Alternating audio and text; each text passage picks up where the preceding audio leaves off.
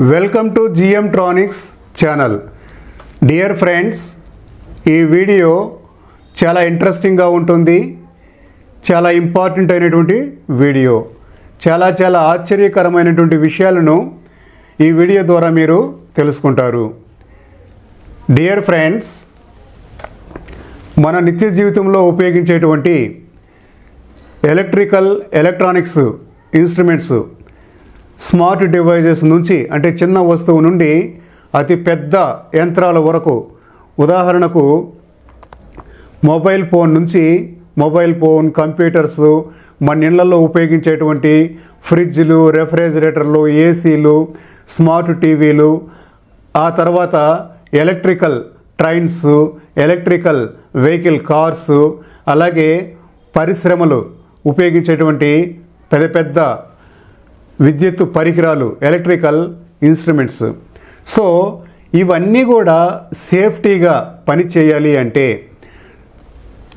ఇందులో dielectric material యొక్క ప్రాధాన్యత చాలా ఉంటుంది. ఈ వీడియోలో డైఎలక్ట్రిక్ స్ట్రెంగ్త్ అంటే ఏమిటి, డైఎలక్ట్రిక్ స్ట్రెంగ్త్ని మనం ఏ విధంగా బ్రేక్ డౌన్ కాకుండా ప్రివెంట్ చేయాలి, డైఎలక్ట్రిక్ బ్రేక్ డౌన్ అంటే ఏమిటి, ఇవన్నీ కూడా చాలా అద్భుతంగా మీకు ఇక్కడ ఎక్స్ప్లెయిన్ చేస్తాను. ఇక్కడ ఒక విషయాన్ని మీరు అబ్జర్వ్ చేయండి. ఈ నా చేతిలో ఉన్న పెన్ను ప్లాస్టిక్ వస్తువు, కానీ సహజంగా మనం ప్లాస్టిక్లో విద్యుత్ ప్రవహించదు అనుకుంటాము. అది కరెక్టే, కొంతవరకు మాత్రమే. దీనికి ఒక డైఎలక్ట్రిక్ స్ట్రెంగ్త్ అనేది ఉంటుంది. ఆ డైఎలక్ట్రిక్ స్ట్రెంగ్త్ అనేది బ్రేక్ డౌన్ అయినప్పుడు ఈ పెన్ను కూడా కండక్టర్గా మారిపోతుంది. ఈ పెన్నులో కూడా విద్యుత్ అనేది ప్రవహిస్తుంది. అలాగే ఈ పేపర్స్, ఇవి మనం ఇన్సులేషన్ అనుకుంటాము, కరెక్టే, కానీ కొంతవరకు మాత్రమే. దీనికి ఒక డైఎలక్ట్రిక్ స్ట్రెంగ్త్ అనేది ఉంటుంది నేచర్గా. ఆ డైఎలక్ట్రిక్ స్ట్రెంగ్త్ అనేది బ్రేక్ డౌన్ అయిపోతే ఏమవుతుంది, ఈ పేపర్లో కూడా విద్యుత్ అనేది ప్రవహించేస్తుంది. అలాగే ఇక్కడ కనిపిస్తున్నటువంటి ఈ బోర్డు, ఇది కూడా ఇన్సులేషన్, ఇందులో విద్యుత్ ప్రవహించదు, కరెక్టే, కొంతవరకు మాత్రమే. దీనికి ఒక డైఎలక్ట్రిక్ స్ట్రెంగ్త్ అనేది ఉంటుంది. ఆ డైఎలక్ట్రిక్ స్ట్రెంగ్త్ అనేది బ్రేక్ డౌన్ అయితే ఈ బోర్డులో కూడా విద్యుత్ అనేది ప్రవహిస్తుంది, రైట్. అలాగే ఇక్కడ ఉన్నటువంటి గాలి, ఈ ఎయిర్ కూడా మనకు ఇన్సులేషన్, అంటే ఇక్కడ విద్యుత్, ఇక్కడ ఒక వైర్ ఓపెన్ చేసి ఇక్కడ ఒక వైర్ ఓపెన్ చేస్తే మధ్యలో ఇది ఇన్సులేషన్గా వర్క్ అవుతుంది ఎయిర్ అనేది. కానీ ఆ ఎయిర్ కూడా ఒక డైఎలక్ట్రిక్ స్ట్రెంగ్త్ అనేది, ఆ గాలికి కూడా ఒక డైఎలక్ట్రిక్ స్ట్రెంగ్త్ అనేది ఉంటుంది. ఆ డైఎలక్ట్రిక్ స్ట్రెంగ్త్ కనుక బ్రేక్ డౌన్ అయిపోతే ఓపెన్ ప్లేస్లో కూడా విద్యుత్ అనేది గాలి ద్వారా ప్రవహించేస్తుంది. ఫ్రెండ్స్, ఒకసారి మీరు కళ్ళు మూసుకొని ఊహించండి, విద్యుత్ ట్రైన్ షార్ట్ సర్క్యూట్ జరిగితే ఏమవుతుంది, చాలా పెద్ద ప్రమాదమే జరుగుతుంది. అలాగే పరిశ్రమలలో ఒకసారి షార్ట్ సర్క్యూట్, అంటే ఫ్యాక్టరీలలో షార్ట్ సర్క్యూట్ జరిగితే చాలా పెద్ద యాక్సిడెంట్ జరిగిపోయి అనేక రకాల విద్యుత్ పరికరాలన్నీ కూడా నాశనం అయిపోతాయి. చాలా పెద్ద ఎత్తున, భారీ ఎత్తున నష్టం అనేది జరుగుతుంది. అలాగే మన ఇళ్లలో కనుక షార్ట్ సర్క్యూట్ జరిగితే చాలా అగ్ని ప్రమాదాలే జరిగిపోతూ ఉంటాయి. అలాగే మనం ఉపయోగించేటువంటి అనేక రకాల పరికరాలు, అంటే ఉదాహరణకు ఇన్స్ట్రుమెంట్స్, ఫ్రిడ్జ్లు, రెఫ్రిజిరేటర్లు, కంప్యూటర్లు, స్మార్ట్ టీవీలు, అవన్నీ కూడా కాలి నాశనం అయిపోతూ ఉంటాయి, రైట్. ఫ్రెండ్స్, ఇవన్నీ కూడా సక్రమంగా పనిచేయాలంటే వీటి వెనక షార్ట్ సర్క్యూట్ జరగకుండా జాగ్రత్తగా ప్రివెంట్ చేసేటివి డైఎలక్ట్రిక్ మెటీరియల్స్ అని అంటారు. అవే ఇన్సులేటర్స్. ఫ్రెండ్స్, ఒక్కో వోల్టేజ్కి, అంటే మనం ఉపయోగించేటువంటి వోల్టేజ్ పవర్ రేటింగ్ని బట్టి ఈ యొక్క ఇన్సులేటింగ్ మెటీరియల్స్ని తయారు చేస్తూ ఉంటారు. ఉదాహరణకు ఎలక్ట్రికల్ ట్రైన్స్లో చాలా హై వోల్టేజ్, హై పవర్ని ఉపయోగిస్తారు కనుక అక్కడ ఉపయోగించేటువంటి ఇన్సులేటర్స్ వాటికి తగిన, అంటే ఆ యొక్క హై వోల్టేజ్ని తట్టుకోగలిగేటువంటి ఇన్సులేటర్స్ని ఉపయోగిస్తారు. తట్టుకోగలగడం అంటే ప్రతి మెటీరియల్కి సహజ సిద్ధంగా ఒక స్ట్రెంగ్త్ అనేది ఉంటుంది. ఆ స్ట్రెంగ్త్ కనుక బ్రేక్ డౌన్ అయితే ఆ ఇన్సులేటర్ కూడా కండక్టర్గా మారిపోయి షార్ట్ సర్క్యూట్ అనేది క్రియేట్ అయిపోతుంది. ఓకే, సో ఎంత వోల్టేజ్కి ఎంత డైఎలక్ట్రిక్ స్ట్రెంత్ మెటీరియల్ని ఉపయోగించాలి అనే నియమం ప్రకారంగా ఈ యొక్క ఇన్సులేటర్స్ని తయారు చేస్తూ ఉంటారు. ఫ్రెండ్స్, మనం ఎలక్ట్రానిక్స్ సర్క్యూట్లలో ఉపయోగించేటువంటి ఈ యొక్క కెపాసిటర్స్, అలాగే విద్యుత్తు ఉపయోగించేటువంటి ట్రాన్స్ఫార్మర్సు, అలాగే ఈ యొక్క ఎలక్ట్రికల్ స్విచ్చెస్, ఈ వైర్స్, వీటన్నిటిలో కూడా డైఎలక్ట్రిక్ మెటీరియల్స్ అనేటివి ఉంటాయి. ఈ డైఎలక్ట్రిక్ మెటీరియల్స్ ఆ యొక్క స్ట్రెంత్ కనుక బ్రేక్ డౌన్ అయితే ఇవన్నీ కూడా పాడైపోతాయి. అంటే ఇవన్నీ షార్ట్ సర్క్యూటు గురయ్యి ఇవి ఉపయోగింపబడేటువంటి పరికరాలన్నీ కూడా వర్క్ కాకుండా డిస్ట్రాయ్ అయిపోతాయి. ఫ్రెండ్స్, ఇక్కడ మీరు కనుక ఒక విషయాన్ని గమనించినట్లయితే, మనం ఎలక్ట్రికల్ సేఫ్టీ కొరకు ఉపయోగించేటువంటి ఈ వస్తువులన్నీ కూడా ఇన్సులేటర్స్. కానీ ఈ వస్తువుల్ని ఎలా తయారు చేస్తారు? డైఎలక్ట్రిక్ స్ట్రెంత్ యొక్క నియమం ప్రకారంగా తయారు చేస్తారు. అంటే డైఎలక్ట్రిక్ స్ట్రెంత్ బ్రేక్ డౌన్ ఒక ఫార్ములా ఉంటుంది. ఆ ఫార్ములా ఆధారంగా ఏ మెటీరియల్ ఎంత వోల్టేజ్ని తట్టుకోగలదో అని ఆ నియమం ప్రకారంగా వీటిని తయారు చేస్తారు. ఫ్రెండ్స్, ఒకసారి ఊహించండి, మనం విద్యుత్తు నుంచి రక్షణ పొందడం కొరకు, అంటే ఎలక్ట్రికల్ సేఫ్టీ కొరకు ఈ యొక్క insulation shoes, socks, okay, helmets, ఈ యొక్క మ్యాట్, ఇవన్నీ ఉపయోగిస్తాము. కానీ వీటిలో కూడా విద్యుత్ ప్రవహించేస్తే ఎంత పెద్ద ప్రమాదం జరుగుతుందో ఒకసారి ఊహించండి. ఇవన్నీ కూడా ఆ యొక్క డైఎలక్ట్రిక్ స్ట్రెంత్ నియమం ప్రకారంగానే తయారు చేస్తారు. ఫ్రెండ్స్, మీరు కనుక ఎలక్ట్రికల్ స్టూడెంట్స్ కనుక అయితే ఈ టాపిక్ చాలా చాలా ఇంపార్టెంట్ అయినటువంటిది. అనేక రకాల ఎగ్జామ్లలో ఈ యొక్క డైఎలక్ట్రిక్ స్ట్రెంత్ గురించి అడుగుతూ ఉంటారు. ఈ వీడియో చాలా చాలా అద్భుతంగా ఉంటుంది. ఈ వీడియోని లైక్ చేయండి, షేర్ చేయండి. కొత్తగా చూస్తున్న వారు మన జిఎం ట్రానిక్స్ ఛానల్ని సబ్స్క్రైబ్ చేసుకోండి. ఇప్పుడు మీకు డైఎలక్ట్రిక్ స్ట్రెంత్ ఫార్ములాని వివరిస్తాను. ఆ తర్వాత దాని గురించి అనేక రకాల విషయాల్ని మీకు ఈ వీడియోలో ఎక్స్ప్లెయిన్ చేస్తాను.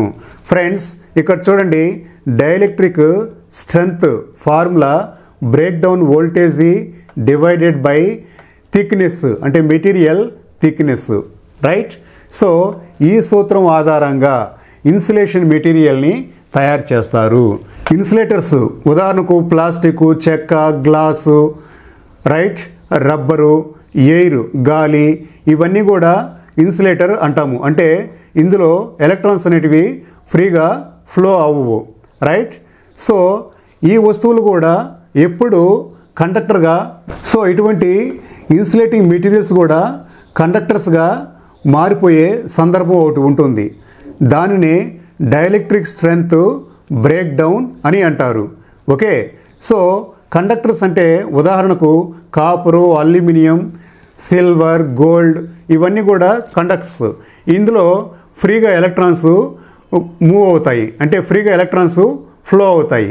సో వీటిని కండక్టర్స్ అంటారు, విద్యుత్ వాహకాలు అంటారు. మరి చెక్క, రబ్బరు, గాలి, అలాగే ప్లాస్టిక్, వీటిని ఇన్సులేటర్స్ అంటారు. వీటిలో విద్యుత్ ప్రవహించదు అంటారు.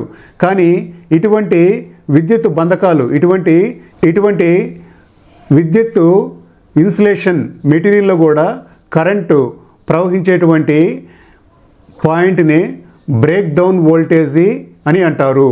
సో ఇటువంటి ఇన్సులేటింగ్ మెటీరియల్స్ని డైఎలక్ట్రిక్ మెటీరియల్స్ అంటారు. ప్రతి మెటీరియల్కి ఒక డైఎలక్ట్రిక్ స్ట్రెంత్ అనేది ఉంటుంది. ఆ డైఎలక్ట్రిక్ స్ట్రెంత్ అనేది బ్రేక్ డౌన్ అయినప్పుడు అన్ని వస్తువుల్లోనూ ఎలక్ట్రిసిటీ అనేది ప్రవహిస్తుంది. అంటే అన్ని వస్తువులు కూడా కండక్టర్స్గా మారిపోతాయి. ఇక్కడ ఏదైనా నేను ఒక ఉదాహరణ తీసుకున్నప్పుడు ఒక మెటీరియల్కు డైఎలక్ట్రిక్ స్ట్రెంత్ని క్యాల్కులేట్ చేయాలి అనుకుంటే ఇక్కడ చూడండి, 1000 kV డివైడెడ్ బై 1 mm, అంటే బ్రేక్ డౌన్ వోల్టేజీ. అసలు బ్రేక్ డౌన్ వోల్టేజీ అంటే ఏంది? ఉదాహరణకు నా చేతిలో ఒక పెన్ ఉంది అనుకుందాం. నేను ఇక్కడ రాస్తున్నాను పెన్ని. ఓకే, ఇది పెన్, ఇది రైట్. సో ఈ పెన్నుకి నేను కనుక విద్యుత్తు రైట్. కరెంట్ కనుక ఇచ్చినప్పుడు ఇది ఇందులో ఇన్సులేషన్గా వర్క్ అయ్యి ఇది విద్యుత్ అనేది ప్రవహింప చేయనీదు. ఓకే, అంటే విద్యుత్ దీని ద్వారా ప్రవహింప కాదు. ఎంతవరకు? కొంత వోల్టేజ్ వరకే. సో నేను అలా వోల్టేజ్ని ఇస్తూ ఓకే కొంత కేవీ వరకు వెళ్ళినప్పుడు, కిలో వోల్టేజీ వెళ్ళినప్పుడు ఏమవుతుందంటే దీనిలో ఉన్నటువంటి స్ట్రెంగ్త్ బ్రేక్ డౌన్ అయిపోయి ఈ పెన్ను గుండా కూడా విద్యుత్ అనేది ప్రవహించేస్తుంది. ఓకే, సో దీనినే బ్రేక్ డౌన్ అని అంటారు. అంటే ఉదాహరణకు ఒక 1000 kV, నేను ఎగ్జాంపుల్ చెప్తున్నాను, ఇదే కరెక్ట్ అని కాదు, 1000 kV వరకు ఇది ఇన్సులేషన్గా, బిలో 1000 kV అంటే 1000 కిలో వోల్టేజ్ కన్నా తక్కువగా ఉన్నప్పుడు ఈ పెన్ను ఇన్సులేషన్గా వర్క్ అవ్వచ్చు. ఆ తర్వాత 1000 kV తర్వాత ఈ పెన్ను కండక్టర్గా మారిపోతుంది. ఇది ఒక మీకు అర్థమవడం కొరకు ఒక ఎగ్జాంపుల్ చెప్తున్నాను. కండక్టర్గా మారిపోతుంది. సో ఏ వోల్టేజ్ దగ్గర కండక్టర్గా మారిపోతుంది? 1000 కిలో వోల్టేజ్ దగ్గర కండక్టర్గా మారిపోతూ ఉంది. సో ఈ పాయింట్ని బ్రేక్ డౌన్ వోల్టేజీ అని అంటారు. రైట్. ఎక్కడి నుంచి అయితే ఒక ఇన్సులేటర్, ఒక విద్యుత్తు బంధకము ఎక్కడి నుంచి అయితే విద్యుత్ వాహకంగా మారిపోతుందో, ఒక ఇన్సులేటర్ ఏ వోల్టేజ్ నుంచి కండక్టర్గా మారిపోతుందో దానినే, ఆ వోల్టేజ్ పాయింట్నే బ్రేక్ డౌన్ వోల్టేజీ అని అంటారు. రైట్. ఆ బ్రేక్ డౌన్ వోల్టేజ్ని ప్రతి మెటీరియల్లోనూ ఈ సూత్రం ఆధారంగా క్యాల్కులేట్ చేస్తారు. డైఎలక్ట్రిక్ స్ట్రెంగ్త్ అంటారు దానిని. ఓకే, సో ఆ స్ట్రెంగ్త్ బ్రేక్ డౌన్ అయిపోతే ఏమవుతుంది? అన్ని డైఎలక్ట్రిక్ మెటీరియల్స్ అన్నీ కూడా కండక్టర్స్గా మారిపోతాయి. ఓకే, సో డైఎలక్ట్రిక్ అంటే ఏంటి? ఇన్సులేటింగ్ మెటీరియల్ అని అర్థము. రైట్. సో ఇక్కడ చూడండి, మీకు ఒక చిన్న ఎగ్జాంపుల్ చెప్తాను. ఓకేనా? కాపర్లో డైఎలక్ట్రిక్ స్ట్రెంగ్త్ అనేది చాలా తక్కువగా ఉంటుంది. కాపర్లో డైఎలక్ట్రిక్ స్ట్రెంగ్త్ చాలా తక్కువగా ఉంటుంది. కాబట్టే అవి మంచి విద్యుత్ వాహకాలు, కండక్టర్లుగా పనిచేస్తాయి. అలాగే ఇక్కడ చూడండి, ప్లాస్టిక్, రబ్బరు, గ్లాసు అనుకుందాం. దీంట్లో డైఎలక్ట్రిక్ స్ట్రెంగ్త్ చాలా ఎక్కువగా ఉంటుంది. చాలా ఎక్కువగా ఉంటుంది. అందుకే ఇవి విద్యుత్ బంధకాలుగా ఉపయోగిస్తారు, అంటే ఇన్సులేటర్స్గా ఉపయోగిస్తారు. సో మనం కొన్ని సందర్భాలలో ఈ యొక్క ట్రాన్స్ఫార్మర్లో ఆయిల్ అనేది వాడుతూ ఉంటారు. ఆ ఆయిల్ కూడా ఇన్సులేటింగ్ ఆయిలే, కాకుంటే దానికి ఒక డైఎలక్ట్రిక్ స్ట్రెంగ్త్ అనేది ఉంటుంది. సో ఎంత వోల్టేజ్ ఉపయోగిస్తున్నాము ఆ వోల్టేజ్ని తట్టుకోగలిగేటువంటి డైఎలక్ట్రిక్ స్ట్రెంగ్త్ క్యాల్కులేట్ని ఈ విధంగా చేసి దానికి తగినటువంటి డైఎలక్ట్రిక్ మెటీరియల్ని ఉపయోగిస్తారు. కెపాసిటర్లలో 2 ఎలక్ట్రోడ్స్, అంటే 2 ఎలక్ట్రోడ్ ప్లేట్ల మధ్య డైఎలక్ట్రిక్ మెటీరియల్స్ని ఉపయోగిస్తూ ఉంటారు. రైట్. ఆ డైఎలక్ట్రిక్ మెటీరియల్ ఇక్కడ ఉపయోగించేటువంటి వోల్టేజీ ఎంత, దాని యొక్క డైఎలక్ట్రిక్ మెటీరియల్ని స్ట్రెంగ్త్ ఎంత అనే నియమం ప్రకారంగా అందులో డైఎలక్ట్రిక్ మెటీరియల్ని ఉపయోగిస్తారు. ఇక్కడ ఉపయోగించేటువంటి స్విచెస్ని గమనించండి. ఈ స్విచెస్ అంతా కూడా ప్లాస్టికే, కానీ ఈ స్విచ్ల ద్వారా మనం ఎంత వోల్టేజీ వైర్స్ని కనెక్ట్ చేస్తున్నాము కనుక అంత వోల్టేజ్ని తట్టుకోగలగాలంటే దానికి తగినటువంటి డైఎలక్ట్రిక్ స్ట్రెంగ్త్ ఉన్నటువంటి మెటీరియల్స్ని ఇక్కడ స్విచెస్గా ఉపయోగిస్తారు. ఇక్కడ ఈ వైర్ కూడా చూడండి, ఈ వైర్లో మనం ఎంత వోల్టేజ్ని అప్లై చేయాలనుకుంటున్నాము, ఎంత వోల్టేజ్కి ఈ వైర్ని ఉపయోగించాలి అనుకుంటున్నాము.